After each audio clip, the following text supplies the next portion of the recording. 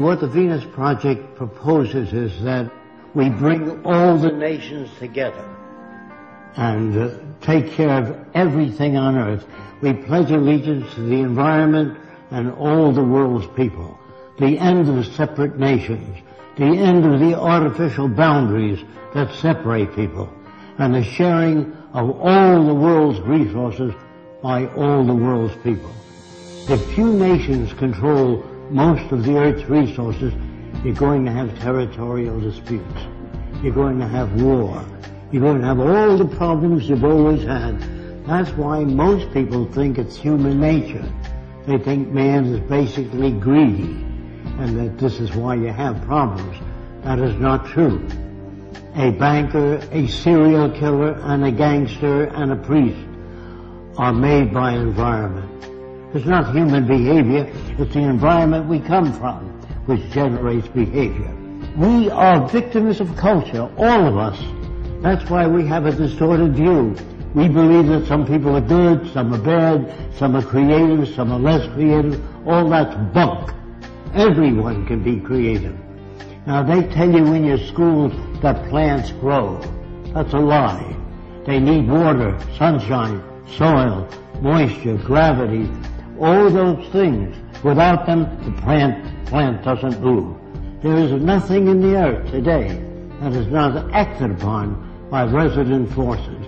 And your language was designed hundreds of years ago. That's why we can't talk to each other. We talk at one another, not to one another.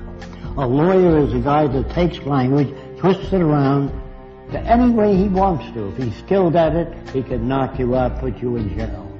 A lawyer would be considered a criminal in the future. So would all bankers, and all businessmen, and all politicians. Don't forget, you're brought up to believe that King Solomon was a great guy.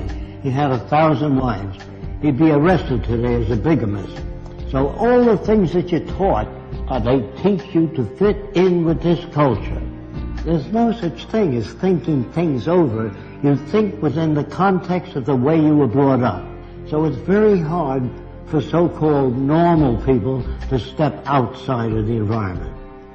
Now, in the early days in the Roman Empire, I am told that they used to feed Christians lions. Now, the family would come Saturday and Sunday to see Christians being fed to lions. And the kids would say, Daddy, can we come next week to see Christians being fed to lions? Daddy would say, if you behave yourself. Are these kids sick? No. They're normal to that culture. There are no good or bad people. There are no corrupt people or dishonest people, creative people, lazy people. All that's bunk. If you're raised in a society that understands human behavior, you don't have those variations. You can block them through education. You must design for human comfort, and you must design cities with art centers, music centers, cultural centers.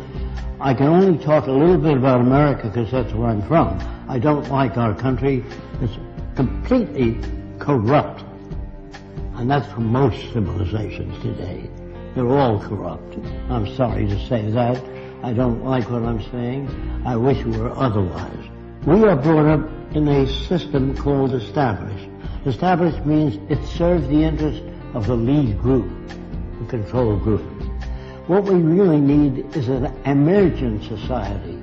There are no great men, no great women. All people are creative, but they're not brought up to know what that means. So when they tell you that your government likes you, they're working for you, all that's bunk. So when I say people hardly know what they're talking about, because they're not brought up to be sane. They're brought up to fit in with the establishment. National loyalty is really a form of stupidity. All people need clean air, clean water, arable land, and a relevant education. That means no businessmen, no advertising, no investment bankers. I used to work for Ernst Udet, and I said, how did you shoot down 70 airplanes? And he said to me, I would fly above aerial combat and watch the rookies that couldn't handle planes well and knock them off. Now, what kind of a person is that? He's a war hero, great man. They're bums and stupid people brought up by an arrogant society that doesn't give a shit about anyone else but the established institutions. Man, this includes me, cannot think or reason. When your car veers to the right, you don't kick it and beat it up. Either your tire pressure's uneven or something's wrong with the steering column. You try to understand. When children beat up other people and hurt other people like a bully, that's part of their conditioning, their associative memory, the system they live under, which doesn't correct that. Schools do not teach you much. They're mostly concerned with propaganda. Most schools don't teach you how to live, find meaning in your own life, how to disagree without getting angry. What is really needed is the intelligent management of the Earth's resources for the benefit of everyone. Now, the only way you can do that is through technology. Everything that you have, your lights, your air conditioning, your automobile, your airplanes, all technology. Politicians can't give you that. Politicians don't know what to do. They make laws. Say no to drugs. Well, that's not going to stop a person from selling drugs as long as there's money in it. But if you do away with the money system and build access centers where anyone can have access to the necessities of life without filling out 1 million forms or appealing to fresco, it's all available to everyone.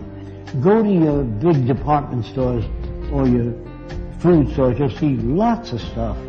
We are now capable of producing in abundance. People say to me, I know two people from the same environment. One turned out to be a priest, the other a gangster. If environment is everything, how do you get those differences? You get those differences by playing with the youngest child, 4 years old, while the 7-year-old stiff. That's where jealousy comes from. It comes from poor manipulation of the variables. If you grade children in school, you hurt the other kids. I got an A, what did you get? F, failure. You know, all of us, by the way, are prostitutes in this system. If you sing and you sell toothpaste, you're a prostitute. If you get up and you say, I got just the house you're looking for, you're a prostitute for the establishment. So there's no good or bad people now. We're perfect reflections of the culture we live in. Again, I'm sorry about that. How can you pray to a God? How can you talk to God? They think, due to ego problems, that they're specially selected. The Jews are God's chosen people. The Germans are the master race. You know, all these little egocentric people think that they're put here to lead the world into a better direction. Galileo found seashells on the mountaintop. He took it to the Catholic Church, and he said, maybe the mountain was once under the water and was pushed up. And the church said, no, the devil put that stuff there to confuse you. So the world you live in is as full of shit as a Christmas turkey. And you're not about to talk to people and turn them around. You have to demonstrate it. So I don't say science is perfect, but it's closer to our problems than any other system. People really don't know what to do, so they put up a sign, thou shalt not steal, don't be dishonest. That doesn't change people. All money systems, as they begin to collapse and change, they move toward fascism. It's part of the history of civilization to move in that direction. The wealthy people try to protect what they have. I went to the South Seas when I was 21. Everybody on the island was nude, except when men climbed trees. They wore kind of a jockstrap to prevent their balls from being caught in the branches. So everybody walked around nude. And the interesting thing about it is I never saw a native stare at a girl's body, only her eyes. When you talk to a woman, you never say, get a load of that chick. That's what you get in civilization. You cover the girl. If people swam nude when they were this high, you couldn't sell pictures of a nude girl. Do you understand that? I get to know the natives so well, I watch them make love. And they stroke the whole female, the top of her head all the way down. They had no fetishes. There were no tit men, leg men, ass men. All that's made by culture. And if you don't use that kind of language around women, you can't become equal to one another. So you have to tell them how men think. That isn't how they think. That's how they're brought up. When guys poke each other, hey, get a load of that chick, you know. That is learned in the culture. In the islands, they never did that. It's like you stroking a dog. You stroke the whole dog. You don't stop at the balls. You stroke the whole dog. Understand? I'm not your enemy. I'm not trying to hurt you. I'm trying to tell you that if we use science and technology, everyone will be given the best opportunity so that we can bring out the best in every human being.